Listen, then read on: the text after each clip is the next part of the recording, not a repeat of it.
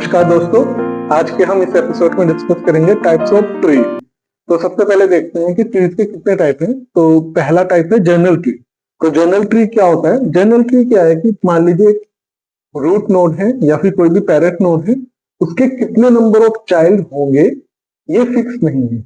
3 है, 4 है, 5 है, कितने भी नंबर ऑफ चाइल्ड हो सकते हैं। तो ये तो हो गया हमारा first type general tree. Then second type होगा हमारा बाइनरी ट्री। बाइनरी ट्री के अंदर क्या होगा, सिर्फ जो भी रूट नोड है या फिर पेरेंट नोड है उसके 2 ही चाइल्ड हो सकते हैं, 2 ही मैक्सिमम पॉसिबल चाइल्ड हो सकते हैं। तो ये हो गया हमारा बाइनरी ट्री। अब थर्ड नंबर पे आता है हमारा binary search tree. Binary search tree क्या है? जिसके 2 ही चाइल्ड होंगे, दैट मीन्स कि वो बाइनरी ट्री होगा। पहली कंडीशन तो ये है। सेकंड कंडीशन क्या है कि मान लीजिए ये पेरेंट है और इसके एक लेफ्ट में चाइल्ड है और एक राइट में चाइल्ड है। तो लेफ्ट हैंड, जो लेफ्ट हैंड का चाइल्ड होगा, लेफ्ट चाइल्ड होगा, वो हमेशा क्या होगा, स्मॉलर होगा, छोटा होगा। किससे? रूट से। और राइट हैंड चाइल्ड जो होगा वो हमेशा बड़ा होगा। किससे? रूट से। तो सिंपल सी बात हो गई, हमारा क्या है कि जो मिडिल वाला होगा वो लेफ्ट से बड़ा होगा और राइट से छोटा होगा। रूट जो होगा वो हमारा लेफ्ट से बड़ा होगा और राइट से छोटा होगा। तो ये हो गया हमारा बाइनरी सर्च ट्री। अब इसके अगर एक एग्जांपल के तौर पे हम देखें तो यहाँ पे मैंने ले लिया ए, एक नोड है, इसके कोई भी चाइल्ड हो सकते हैं, लाइक बी, सी और डी, कोई भी चाइल्ड हो सकते हैं। सिमिलरली हमारा सेकेंड एग्जाम्पल अगर हम बाइनरी ट्री को देखें तो एक रूट नोड है ए और इसके सिर्फ 2 ही पॉसिबल चाइल्ड हैं, बी और सी। इसी तरह से अगर हम बी के सब चाइल्ड अगर देखेंगे हम तो इसके होंगे डी हो सकता है, ई हो सकता है, ये हो सकते हैं। अब बात करेंगे बाइनरी सर्च ट्री। तो बाइनरी सर्च ट्री का कंडीशन क्या है कि बाइनरी सर्च ट्री के अंदर आपका जो चाइल्ड लेफ्ट चाइल्ड होगा वो हमेशा स्मॉलर होगा।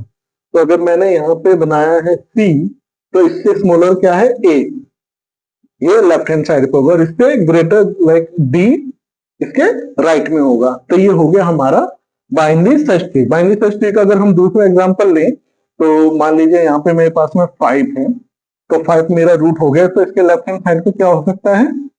3, क्योंकि लेफ्ट हैंड साइड हमेशा छोटा होगा। और राइट हैंड साइड पे क्या हो सकता है? लाइक 7। और इसके भी अगर और भी ट्री है, इसके और भी चाइल्ड आते हैं तो 3 का अगर मान लीजिए लेफ्ट में कोई है 1, ये इसका सब चाइल्ड बन गया। इसका 3 के राइट में अगर कौन हो सकता है? 4।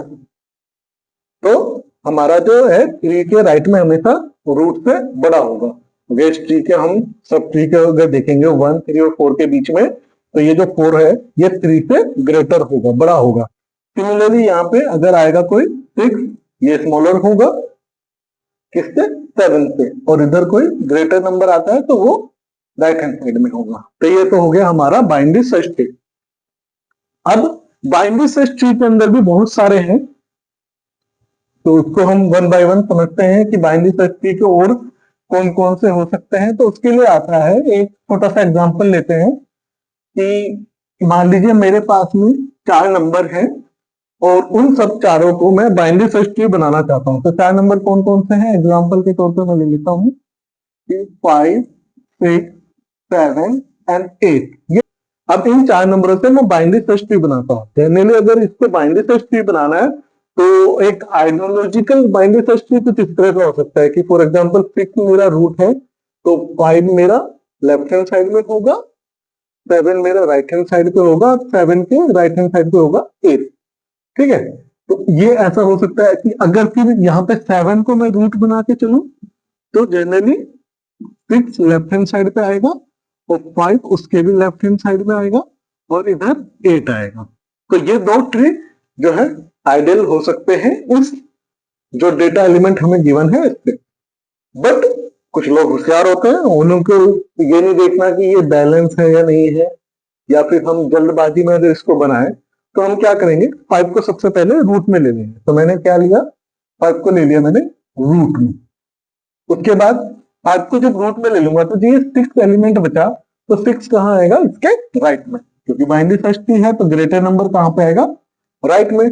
फिर 7 आया, फिर ये भी इसके राइट में आ गया। और फिर 8 आया, ये भी इसके राइट में आ गया, तो अब इसके राइट में आ गया। अब इसमें और इस ट्री में क्या मेजर डिफरेंस है, वो है टाइम कॉम्प्लेक्सिटी। अब उसको हम समझते हैं। दोनों ही ट्री में हम चेक करेंगे, अगर मुझे एलिमेंट सर्च करना है और उसमें टाइम कॉम्प्लेक्सिटी क्या लगेगा। अगर मुझे 8 को सर्च करना है तो मैं यहाँ पे आया, सबसे पहले मैं रूट में, मैंने रूट से चेक करा 5 से, क्या ये 8 है, नहीं है, तो मैं अब कहाँ जाऊंगा, राइट हैंड साइड में, क्योंकि 8 बड़ा है रूट से, तो मैं राइट हैंड साइड पे मूव करा। अगेन फिर मैंने 6 को चेक करा, ये इससे बड़ा होगा, फिर अगेन 7 को चेक करा, फिर उससे भी बड़ा है, और फिर उसके बाद में मेरे को 8। तो अगर मैं यहाँ पे देखूं 4th टाइम्स पे जाके मुझे मेरा जो है एलिमेंट मिला। सिमिलरली अगर मैं इन दोनों ट्री को देखूं जो कि बैलेंस हो, तो यहाँ पे कितना टाइम कंज्यूम हो रहा है, इसको हम समझते हैं। इस वाली कंडीशन पे मैं 6 पे आया, तो जैसे 6 पे पहुंचा तो मुझे पता चला कि 8 जो है उससे ग्रेटर होगा, तो मैं राइट हैंड साइड पे मूव करूंगा। फिर 7 पे आया, चेक किया, यहाँ पे नहीं है, फिर इसके भी राइट हैंड साइड पे, और ये मेरे को मिल गया। तो 3rd टाइम पे मेरे को ये एलिमेंट मिल चुका है 8। अब इस वाले में देखते हैं, इस वाले ट्री में, तो 7 पे आया मैं, फर्स्ट टाइम चेक करा, 8 उससे बड़ा है, फिर मैं राइट हैंड साइड पे मूव किया और उसके बाद में मेरे को एलिमेंट मिल गया। तो यहाँ पे सेकंड टाइम पे, तो अगर हम इन तीनों में देखें टाइम कॉम्प्लेक्सिटी को अगर हम काउंट करें, सेम एलिमेंट सर्च करना है, 3 अलग अलग ट्री बनाई है।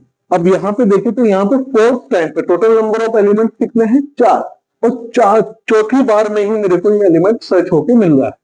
पर इन दोनों ट्री में जो कि बैलेंस है, इनमें मुझे 3rd में और 2nd टाइम्स में मुझे इजीली अवेलेबल हो रहा है। ठीक है, तो इस नजरिए से अगर देखें तो ट्री का बैलेंस होना बहुत जरूरी है।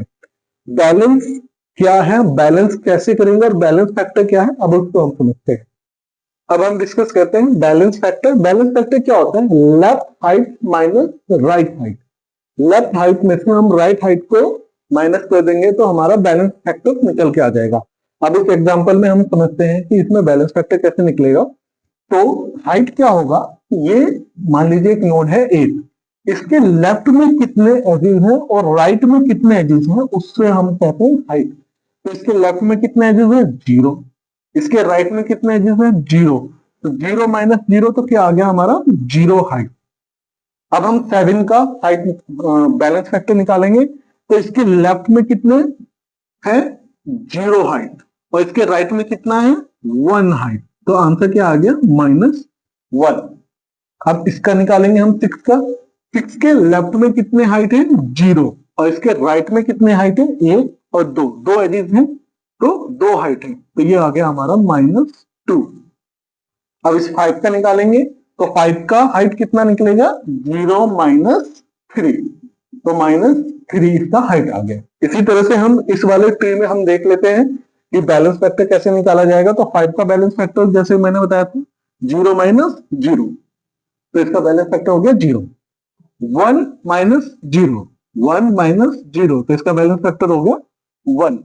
और इसका बैलेंस फैक्टर निकालने से पहले हम धन का निकालते हैं। 8 का क्या होगा, 0 माइनस 0, तो इसका बैलेंस फैक्टर हो गया 0।